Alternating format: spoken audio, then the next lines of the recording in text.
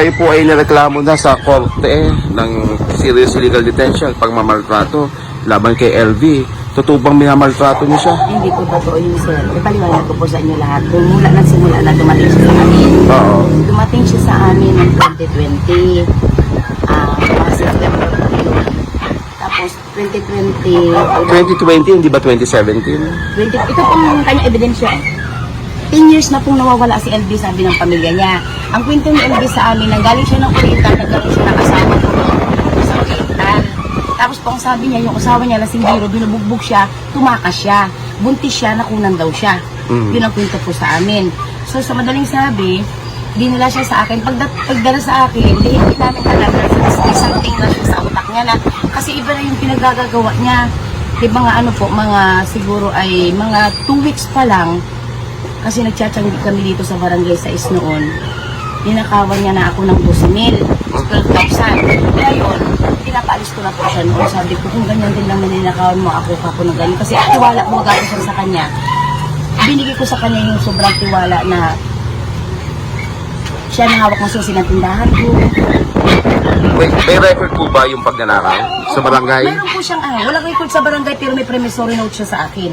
Kasi ang ginawa ko, sige, para hindi ka na, kumbaga ang akin po, kasi ganito sir, bago siya pumasok sa akin, yung mag-gitlog na EVH na truck, pumunta sa akin si John Paul. Ang sabi sa akin ni John Paul, ate, ang record niya sa San Jose, puro pagnanakaw. San Jose? San Jose? Occidental. Ngayon sabi ko, ano ko pa sa akin, kasi sa page siya, medyo may tama yung utak niya, bago paalisin ko dito sa amin. Sabi siya si Silo. Yun po ang akin. Sinabi ko sa kay John Paul na ako na lang bahala kakausap. Tutang wala nakakakilala sa kanya dito. Maliban sa akin. Sa madaling sabi, kinausap ko siya nung gabi. LB kako, sa San Jose pala ang record mo puro pagnanakaw. Sabi ko sa kanya, ngayon kako, bigyan kita ng pagkakataon para makapagbagong buhay. Tatanungin ko sa kanya. Sabi ko sa kanya, nakakaalam ko ito na pagnanakaw pa sa San Jose. Ako ng ganun. Bigyan kita ng pagkakataon makapagbagong buhay. Dito wala nakakaalam, ako lang na malikot ang kamay mo. So kako, kung maaari, huwag naman sa akin gawin. Well, Yun ang start niya, sir. Okay. Papupunta ko muna ako. Yun po yung start niya, sir. Before niya ako ninakawan ng 12,000. Yung 12,000 na ninakaw niya sa akin, sa tiyanggian ako na iwan ko yung bag. Pinauwi ko siya, pinawa ko siya ng tubig na inumin namin sa tiyanggian dito sa barangay 6. Pagdating ko nung gabi, kasi tanghali na pagdating namin ng gabi ko na nabuklat dahil pagod sa tanghali. Wala na yung 12,000. Tinanong ko yung 12,000 ko nasaan. Pinaumagawa niya pa rin namin sa akin yung totoo. Kasi ikaw lang ang pinagkakatiwalaan ko na pasok sa kwarto ko, walang iba. Okay. Sabi ko sa kanya. Ngayon po ma'am, kung nagnakaw siya, bakit hindi niyo pinakulong? Bakit hindi niyo na pinaalis? Ay, ako po, sabi niya, ate, i-didak mo na lang sa sahod ko. Ay, ako po bilang tao, kasi dati po sa lista ko, hindi po ako. Di ang ginawa ko sa gano'n, sige kako, ikaltas ko na lang sa sahod mo ng unti-unti. Saan mo dinalakaw ang pera? Binigay ko dun sa kaibigan ko. Would you imagine na yung nagpasok sa kanya, doon niya daw binigay yung 12,000. Tinanong naman namin yung babae, sabi hindi. Pero sa palagay ko doon niya binigay kasi, nakita ko kinasasya sa hindi naman ganun yung palagay lahat eh. Okay, ang tanong ko po, bakit siya binubugbog ninyo daw po? Hindi po siya binubugbog dito, wala nagbubugbog sa kanya. Kung may nagbubugbog sa kanya, yung mga kasama niya, nag-aaway-aaway sila. Then, kasi doon po sila sa area na yun, tapos nakakandado yan. Diyan, hindi ko naman alam kung ano nangyayari sa kanila. Wala nagbubugbog sa nagkaroon siya ng karelasyon. Hindi namin alam, nagkaroon siya ng relasyon na taga Santa Cruz. Ay, yung bata ay 20 years old. Lalaki? Lalaki po. Tomboy sabi niyo? Hindi po tomboy, silbi. Babae. Meron po siya kasama dito. Ipatawag ko po yung mga kasama niya para kayo din mag-interview sa mga kasama niya. Silbi po ay babae. Tapos ganito po, pag ako nangangayat ka, ano ka ako pinagagawa ninyo? Sobra naman kayo ng pagkain. Kako hindi naman kayo kulang sa pagkain. Pero nung dumating po siya dito, hindi naman siya bulag. Nung dumating po siya dito, hindi po. Ganito po nangyari.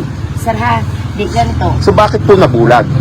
Ay, nag-away nga po sila ng kanyang ng boy ko na isa kasi ginamit niya daw yung panit na mga gamit ng bata dahil umuwi yung bata pag-uwi niya yung kanyang gamit daw po ay sinuot ang mga brick. Pwede niyo rin po interviewin yung bata na naglalaro sa kanya. Pero sa tindi na nabulag agad lang. Sinuntok niya daw po dito eh. So hindi niyo pinagamot? Binigyan po namin ng gamot, pinagamot namin siya, bigyan po namin ng gamot. Nainom naman po siya ng gamot. Sabihin mo kung sino yung katulong din na nagpainom sa kanya ng labon na kanya. Ay, siya rin naman nagsabi na yung sabi po sa akin, maganda po sana ano po, tayo yung mga ginawa niya dito. Ito po ang ebidensya po na 2019 lang siya dumating sa amin. Ang sabi ng pamilya niya, 10 years na daw pong nawawala, kaya wala siya 10 years sa amin. Ari po ang promissory note na yun, ginawa niya sa amin. Nilalagyan niya ng bulbol ang pagkain namin, kaya alam namin na may something siya. Nilalagyan niya ng bulbol, nilalagyan niya ng regla ang aming pagkain. Pwede po niya tanungin ang manager ng 6M station kasi yan, pagtanghali minsan, hindi na pinapadalan ko ng pagkain. Kaya alam niya, nakakain na sana siya, pat ganun yung lasa ng pagkain. Kagabi, sabi niya, sukang-suka nga ako, sabi niya ng ganun. Kahit pwede niyo po interview sa Mag-Torres Malibayan. Pwede niyo po interview, kasi isa siya, sa nakasaksi. Oo, pero kung ganun po, bakit humantong pa sa pisikala na bakit hindi nyo lang pinaalis kung marami na parang ginagawang masama? Sir, pinapaalis ko. Ayaw talaga umalis, sir, sa totoo lang po. Pinapaalis namin. Marami nakakalam na pinapaalis namin. Tapos, sir, kumbaga, ang ginawa niya pa dito, di pag pinapaalis ko ng ganyan, napasok siya sa akin, nagmamakawa, Tet, huwag mo naman na akong paalisin. Ba't ka ako ayaw mong umalis? Sabi ko ng ganyan. Napunta kami, sir, ng San Jose. Hindi siya illegal detention. Napunta po kami ng San Jose. Nagbabakasyon kami dahil may kapatid kami dito sa San Jose. Doon po kami nagbibits. Ibinababa namin siya dito sa may Concepcion. Sa Concepcion. Tapos pag ginababa po namin, ayaw ko magbaba niya. Bakit ayaw mo magbaba? Dito ang lugar mo. Kaya sabi niya, kapag hindi po na ako magtitinda ng pupo niyo, hindi po nila ako pinakain. Imposible ka ako na may ganon, ka ako na ganon, bumaba ka na. Di ayaw ko sa kanila, dito na lang ako sa inyo. Kaya sabi ko nga po sa kanya, may pamilya ka, dapat doon ka, dito na lang ako, hindi ko na po uulitin yung ginagawa ko. Kaya may promissory note siya. Yan ay terma niya. Na naglalagay siya ng bulbul at pagnanakaw niya sa tindahan. Ano nakalagay dyan sa sulat? Ayan po, basahin niyo po. Kanina po mismo mabasa. Hindi, pabasa mo nga. Basahin mo. Oh. Ako si Silvera Vergara na nangangako po na hindi na maglalagay ng bulbol sa pagkain at hindi na magnanakaw. Totoo po yan. Kahit yung bag niya, pinunod niya ng grocery dito dahil siya ang may hawak ng susi ng tindahan ko. Ganun po yung tiwala na binigay ko sa kanya. Tinuring ko po siyang pamilya. Kung nagkakaganon man siya sa mga kasamahan niya na yon, may kasamahan din siya na sumuntok din sa kanya kasi sinabi niya, ate, si sinisilipan ka sa loob ng CR. Ito yung sa itsura ng CR namin kung makakasilipan. Kasi sinuntok siya. Pinubog din siya ng kasama niya. Sila po nag-aaway-away doon, pero kung sabi kong kaming pamilya namin, dito lang po ako naupo maghapon, minamanas na ako, minsan Sino sinisilipan? Sinisilipan daw po ako naliligo sa CR. Nagsumbong siya na Bakit kasi silipan? naliligo daw po nga ako, naninilip daw yung sangboy ko na naliligo ako sa CR. Tignan mo sa kung ano itsura ng CR, paano makasilip. Kaya binubog din siya ng kasama niya. Dahil nagsinungaling.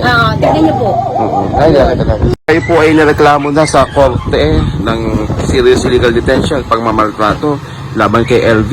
Totoo bang minamaltrato niyo siya? Hindi po totoo yun, sir. Ipaliwanag ko po sa inyo lahat. Kung mula nagsimula na dumating siya sa amin. Oo. Dumating siya sa amin ng 2020.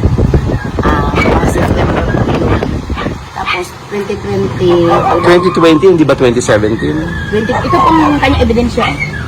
10 years na pong nawawala si LB, sabi ng pamilya niya. Ang kwento ni LB sa amin, nanggaling siya ng Oriental, nagkaroon siya ng asawa ko sa Oriental. Tapos pong sabi niya, yung asawa niya, lasing biro, binubugbog siya, tumakas siya, buntis siya, nakunan daw siya. Yun ang kwento po sa amin. So sa madaling sabi, dinala siya sa akin. Pagdala sa akin, hindi namin alam na may something na siya sa utak niya na, kasi iba na yung pinagagagawa niya. Diba nga ano po, mga siguro ay mga 2 weeks pa lang, kasi nagtsatsanggit kami dito sa barangay sa noon. Ninakawan niya na ako ng 12,000, 12,000. Ngayon, pinapaalis ko na po siya noon. Sabi ko, kung ganyan din naman ninakawan mo ako na ganyan. Kasi tiwala mo gagawin sa kanya. Binigay ko sa kanya yung sobrang tiwala na siya na hawak ng susi ng tindahan ko. Wait, may record po ba yung pagnanakaw sa barangay? Meron po siyang walang record sa barangay pero may promissory note siya sa akin. Kasi ang ginawa ko, sige, para hindi ka na, kumbaga ang akin po, kasi ganito sir, bago siya pumasok sa akin, yung mag-itlog na EBH na truck, pumunta sa akin si John Paul. Ang sabi sa akin ni John Paul, ate, ang record mo sa San Jose, puro pagnanakaw. San Jose? San Jose. Occidental. Ngayon sabi ko, ano ko, kausapin ko kasi sa page siya. Medyo may tama yung utak niya, bago paalisin ko dito sa amin. Sabi siya si Silo. Yun po ang akin. Sinabi ko sa kay John Paul na ako na lang bahala kakausap. Total wala nakakakilala sa kanya dito, maliban sa akin. Sa madaling sabi, kinausap ko siya nung gabi. LB ka po, sa San Jose pala ang record mo, puro po nanakaw. Sabi ko sa kanya, ngayon kako, bigyan kita ng pagkakataon para makapagtapong buhay. Tatanungin ko sa kanya. Sabi ko sa kanya, ito dahil para sa mga anak dito. lahat pag nanakaw pa sa San Jose, ako lang ganun. Bigyan ko pa ng pagkakataon makapagbagong buhay. Dito wala nakakaalam, ako lang na malikot ang kamay mo. So ako, kung maaari, huwag naman sa akin gawin. Well, Yun ang start niya, sir. Okay. Pwede pakupunta po muna ako. Yun po yung start niya, sir. Before niya ako ninakawan ng 12,000. Yung 12,000 na ninakaw niya sa akin, na sa tiyanggian ako na iwan ko yung bag. Pinauwi ko siya, pinawa ko siya ng tubig na inumin namin sa tiyanggian dito sa Barangay 6. Pagdating ko nung gabi, kasi tanghali na pagdating namin, ng gabi ko na nabuklat dahil pagod sa tanghali. Wala na yung 12,000. Tinanong ko yung 12,000 ko nasaan. Pinaumaga niya pa namin sa akin yung totoo. Kasi ikaw lang ang pinagkakatiwalaan ko na pasok sa kwarto ko, walang iba. okay. Sabi ko sa kanya. Ngayon po ma'am, kung nagnakaw siya, bakit niyo pinakulong? Bakit hindi niyo na pinaalis? Ay, ako po, sabi niya, ate, i-didak mo na lang sa sahod ko. Ay, ako po bilang tao. Kasi dati po sa lista ko, hindi po ako. Di ang ginawa ko sa kang gano'n, sinika ko. Ikaltas ko na lang sa sahod mo ng unti-unti. Sa mo dinalakaw ang pera, binigay ko dun sa kaibigan ko. Would you imagine na yung nagpasok sa kanya, doon niya daw binigay yung 12,000. Tinanong naman namin yung babae, sabi hindi. Pero sa palagay ko doon niya binigay kasi, Okay. nakita ko kinasusunod, hindi naman ganun yung palagay lahat eh. Okay, ang tanong ko po, bakit siya binubugbog ninyo daw po? Hindi po siya binubugbog dito, wala nagbubugbog sa kanya. Kung may nagbubugbog sa kanya, yung mga kasama niya, nag-aaway-aaway sila. Then, kasi doon po sila sa area na yun, tapos nakakandado yan. Diyan, hindi ko naman alam kung ano nangyayari sa kanila. Wala nagbubugbog sa nagkaroon siya ng karelasyon. Hindi namin alam, nagkaroon siya ng relasyon na taga Santa Cruz. Ay, yung bata ay 20 years old. Lalaki? Lalaki po. Eh, tomboy sabi niyo. Hindi po tomboy selfie. Babae. Meron po siya kasama dito. Ipatawag ko po yung mga kasama niya para kayo din mag-interview sa mga kasama niya. Silvi po ay babae. Tapos ganito po, pag ako nangangayat ka, ano ka ako pinagagawa ninyo? Eh, sobra naman kayo ng pagkain. Kako hindi naman kayo kulang sa pagkain. Pero nung dumating po siya dito, hindi naman siya bulat. Nung dumating po siya dito, hindi po. Ganito po nangyari. Sir ha, di ganito. So bakit po nabulag? Nag-away nga po sila ng kanyang ng boy ko na isa kasi ginamit niya daw yung panulit na mga gamit ng bata dahil umuwi yung bata pag-uwi niya yung kanyang gamit daw po ay sinuot ang mga brick. Pwede niyo rin po interviewin yung bata na naglalungkot sa kanya. Pero sa tindi na nabulag agad ng... Eh sinuntok niya daw po dito eh. So hindi niyo pinagamot? Binigyan po namin ng gamot, pinagamot namin siya, binigyan po namin ng gamot. Nainom naman po siya ng gamot. Sabihin mo kung sino yung katulong din na nagpainom sa kanya ng labon na kanya. Ay siya rin naman nagsabi na yung sabi po sa akin, eh maganda po sana ano po, tayo yung mga ginawa niya dito eh. Ito po ang ebidensya po na 2019 lang siya dumating sa amin.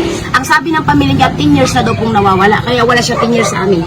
Ari po ang promissory note na yun ginawa niya sa amin. Nilalagyan niya ng bulbol ang pagkain namin, kaya alam namin na may something siya. Nilalagyan niya ng bulbol, nilalagyan niya ng regla ang aming pagkain. Pwede po niya tanungin ang manager ng 6M station kasi yan, pagtanghali minsan din na pinapadalan ko ng pagkain. Kaya alam niya, nakakain na sana siya, ba't ganyan yung lasa ng pagkain. Kagabi, sabi niya, sukang-suka nga ako, sabi niya ng gano'n. Kahit pwede niyo po ituloy si McDonald's na bayan. Pwede niyo po ituloy. Tapos isa siya, sa nakasaksi. Oo, pero kung ganun po, bakit humantong pa sa pisikalan na bakit hindi niyo lang pinaalis kung marami na parang ginagawang masama? Sir, pinapaalis ko. Ayaw talaga umalis, sir, sa totoo lang po. Pinapaalis namin. Marami nakakalam na pinapaalis namin. Tapos, sir, kumbaga, ang ginawa niya pa dito, di pag pinapaalis ko ng ganyan, napasok siya sa akin, nagmamakawa, huwag mo naman na akong paalisin. Ba't ka ako ayaw mong umalis? Sabi ko ng ganun. Napunta kami, sir, ng San Jose. Hindi siya illegal detention. Napunta po kami ng San Jose. Nagbabakasyon kami dahil may kapatid kami doon sa San Jose. Doon po kami nagbibits. Ibinababa namin siya dito sa may Concepcion. Sa Concepcion. Tapos pag binababa po namin, ayaw ko magbaba niya. Bakit ayaw mo magbaba? Dito ang lugar mo. Kaya sabi niya, kapag hindi po na ako magtitinda ng pupunyos, hindi po nila ako pinakakain. Imposible ka ako na may ganon, ka ako na ganon, bumaba ka na. Kaya ayaw ko sa kanila, dito na lang ako sa inyo. Kaya sabi ko nga po sa kanya, may pamilya ka, dapat doon ka, dito na lang ako, hindi ko na po uulit yung ginagawa ko. Kaya may promissory note siya. Yan ay terma niya. Na naglalagay siya ng bulbul at pagnanakaw sa tindahan. Ano nakalagay dyan sa sulat? Ayan po, basahin niyo po. Kayo na po mismo mabasa. Hindi, pabasa mo nga. Basahin mo. Oh. Ako si Silvera Vergara na nangangako po na hindi na maglalagay ng bulbul sa pagkain at hindi na magnanakaw. Totoo po yan. Dahil yung bag niya, pinunod niya ng grocery dito dahil siya ang may hawak ng susi ng tindahan ko. Ganun po yung tiwala na binigay ko sa kanya. Tinuring ko po siyang pamilya. Kung nagkakaganon man siya sa mga kasamahan niya na yun, may kasamahan din siya na sumuntok din sa kanya kasi sinabi niya, ate, si sinisilipan ka sa loob ng CR. Ito yung sa itsura ng CR namin kung makakasilipan. Kaya sinuntok siya. Binubog din siya ng kasama niya. Sila po nag-aaway-away doon, pero kung sabi kong kami, pamilya namin, dito lang po ako naupo maghapon, minamalas na ako, minsan Sino sinisilipan? sinisilipan daw po ako naliligo sa CR. Nagsumbong siya na Bakit kasi silipan? naliligo daw po nga ako. Naninilip daw yung sangboy ko na naliligo ako sa CR. Tignan mo sir kung ano itsura ng CR, paano makasilip. Nagilubog din siya ng kasama niya. Dahil nagsinungaling. Tignan niyo po. Ay, nakita natin.